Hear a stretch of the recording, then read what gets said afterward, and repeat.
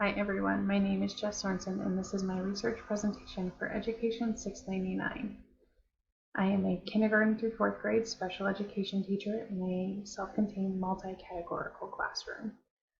The title of my presentation is Comparing the Effects of Error Correction Procedures for Students with Autism in Visual Work Systems. Students with autism in the education setting often receive increased amounts of adult attention throughout their school day. This can lead a student to become adult dependent or dependent on prompts given from the adult, which in turn leads to the lack of student independence. The reason I chose this topic is because it directly relates to the students that I serve in my classroom, and I wanted to find approaches that could decrease the amount of adult prompting, but also in turn give me a strategy to provide students feedback when they produce incorrect responses.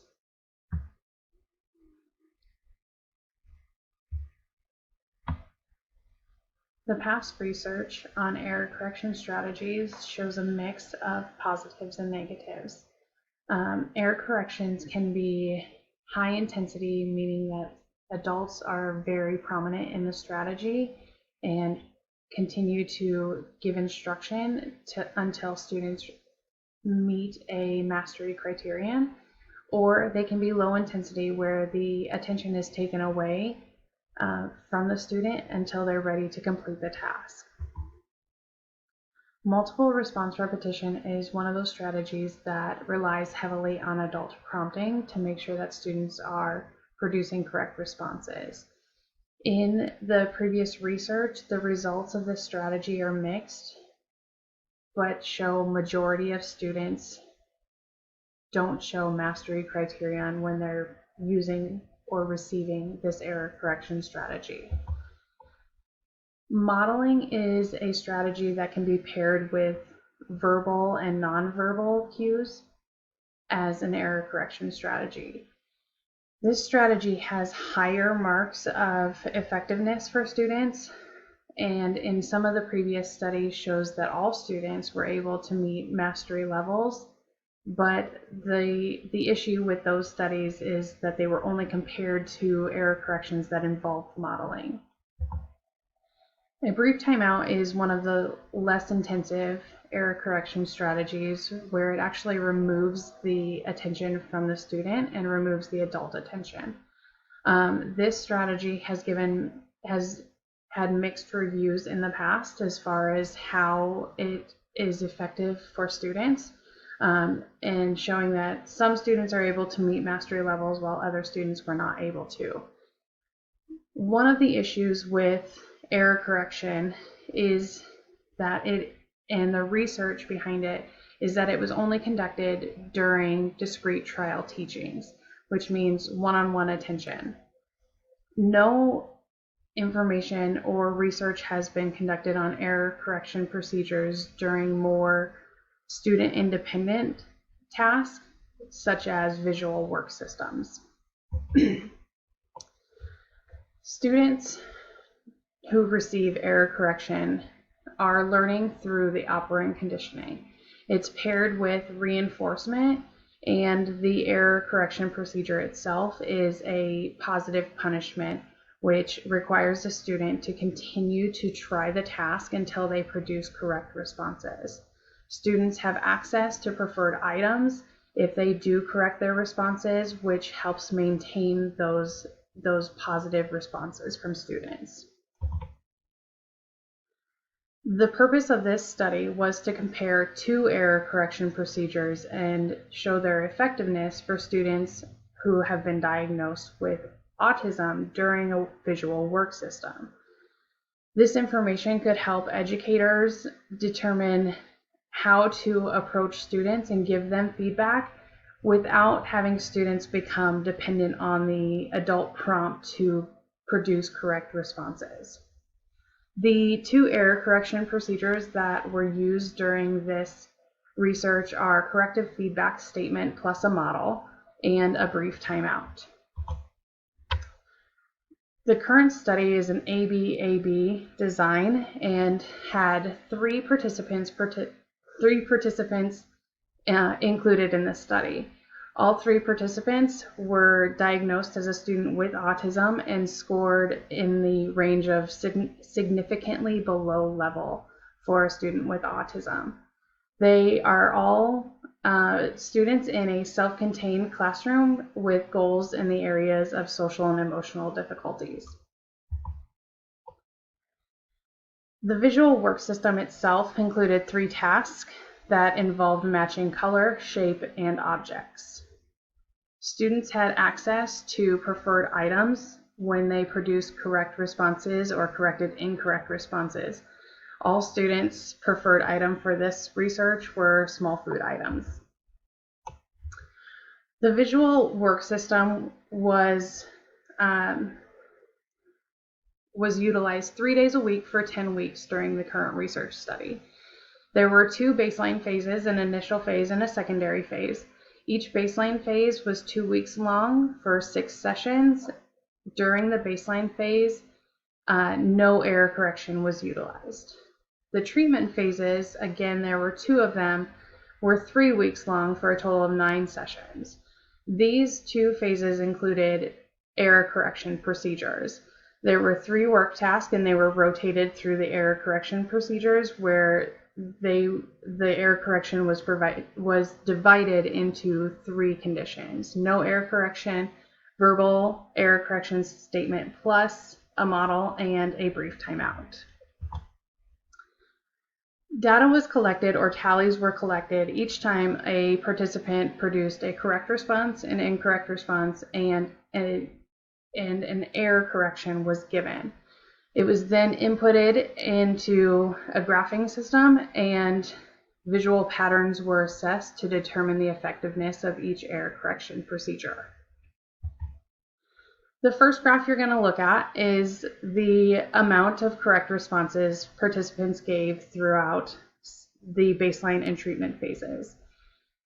In the initial treatment phase, it can be seen that all participants were able to increase the amount of correct responses when they were given corrective feedback plus a model and a brief timeout.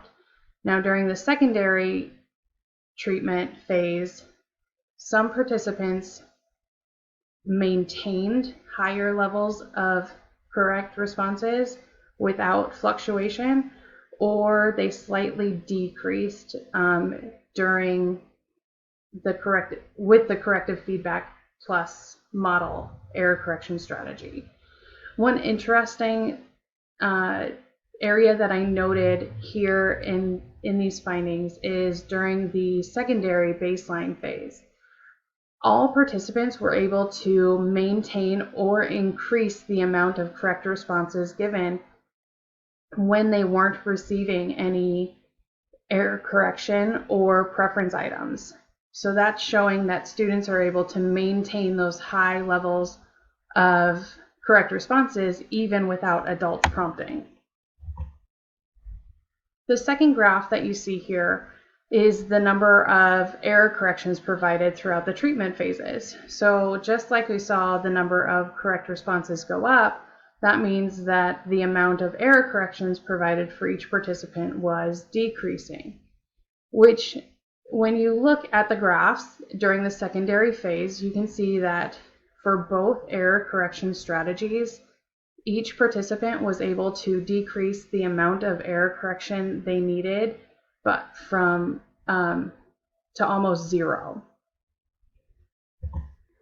So overall, corrective feedback statement plus model carried higher increases of correct responses, but both error correction procedures helped eliminate the amount of error corrections needed and the amount of adult prompting needed throughout the intervention.